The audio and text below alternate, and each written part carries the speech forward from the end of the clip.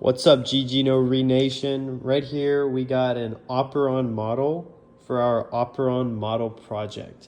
So as you can see, we have a very decent, very good model. I need to just attach this right here, okay? So here's the model, all right? It's pretty complex. You know, it's not your run-of-the-mill Operon model. It's got a bit of detail to it. So let's start looking at the different components. So starting with number one, you know, it's pretty important. You got the promoter, basically the hype, basically the hype man of the party. It gets the, sorry, it gets the party started. It gets the party started, okay? That's what you have to say about it, okay? And really, here's this onion slice.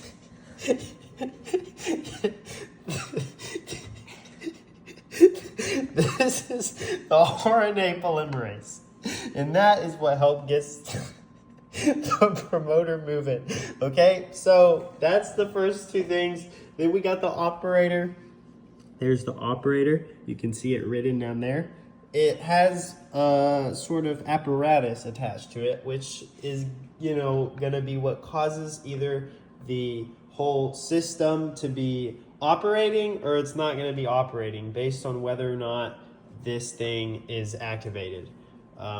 So moving on, here's the structural genes of the operon. These are basically the things that code for the actual like RNA stuff, you know, that becomes the proteins, right? So that's the real meat of the party, right? So if you got a party, those are like the bouncers right there. Now,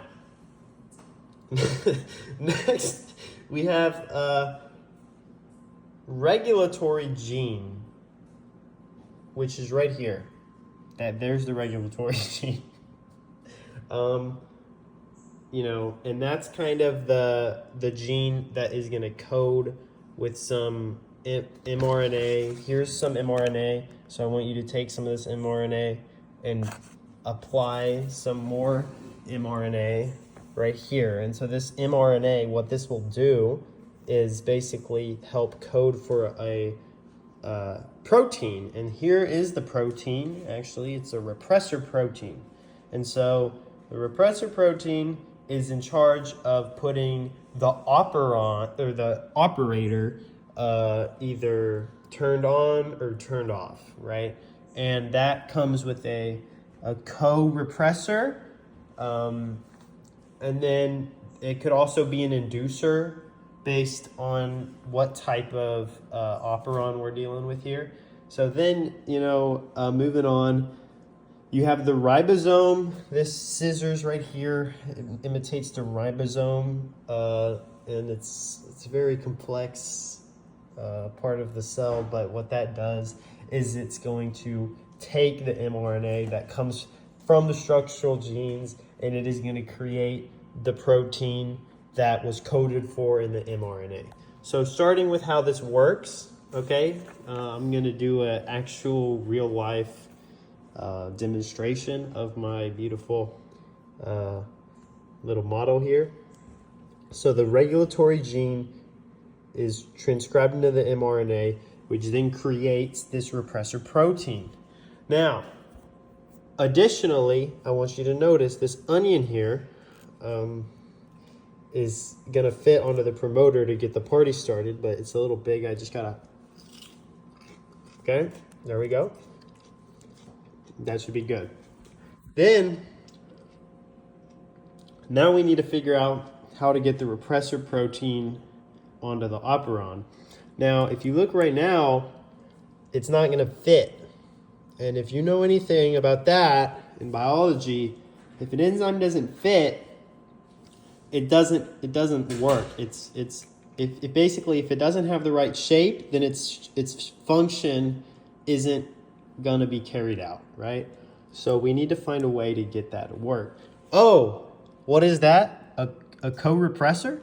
Okay, well the co-repressor comes in, it attaches, sorry, wait, let me show you. it attaches to the repressor protein. And what that does is it actually changes the shape. It changes the shape of the co-repressor. Okay? And then at that point, we can take this repressor protein. Oh, wait, it changes the shape of the repressor protein is what I'm trying to say.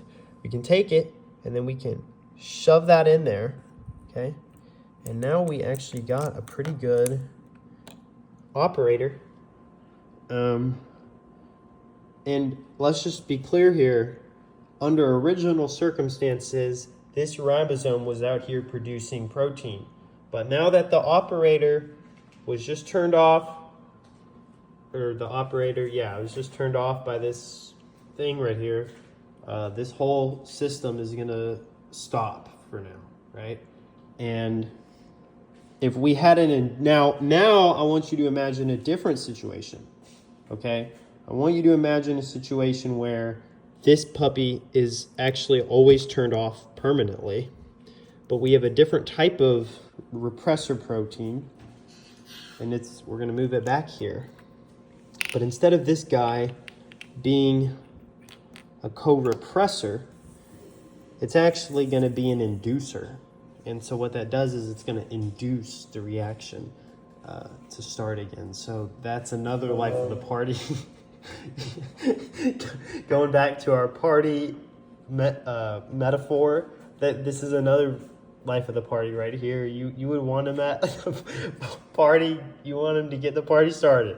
That's exactly what would happen. So we have our inducer, and it goes right here. And what happened is that now there's a hole that wasn't there originally that will actually adapt to the shape of this operator. And now the operator is actually turned on and it's working, okay? And so because it's working, these structural genes start doing their stuff. They start transcribing onto this mRNA. And what happens is then this ribosome starts producing these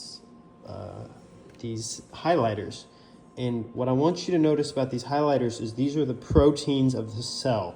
And so if you know anything about proteins, proteins are the heavy lifters of the cell. This is the guy at the party that, going back to our party metaphor, this is the guy at the party that would weigh probably 280 pounds, pure muscle. He's like an NFL linebacker right here. You don't want to mess with this guy. This guy will take out the trash for you. He will be the bouncer at the party. He's going to let in the guys. He's going to take out the guys. This guy is like the life of the party. He keeps the cell going. He's like that energetic guy. He's like all the different guys at the party. So that's an important detail right there. And this is our whole thing. I'm just going to take this real quick. That this was the RNA polymerase. Please remember that. Wrapping up, I just want to say, be sure to like and comment, subscribe, comment, telling Miss Wicker to give me a good grade on this. And I just hope GG No Read, this was a good upload. So I'll see y'all later.